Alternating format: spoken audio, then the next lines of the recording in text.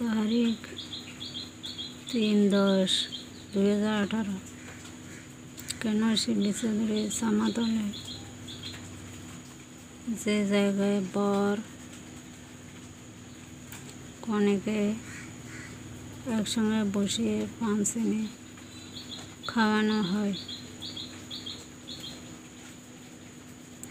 এত অল্প নজরানা পেল। এই জন্য শিবলি চৌধুরী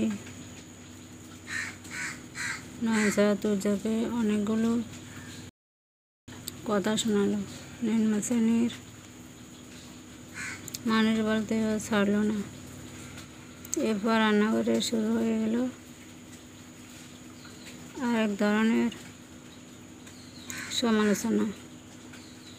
বউয়ের সাথে কেন কোনো ধরনের ফার্নিচার আসবাবপত্র আসেনি।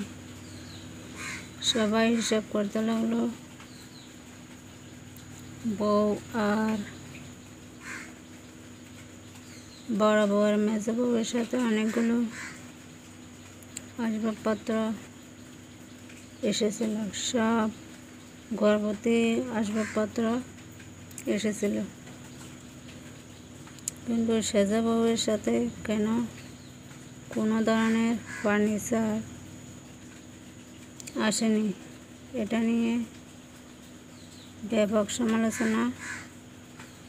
সমালোচনার ঝড় প্রবাহিত হতে লাগলো।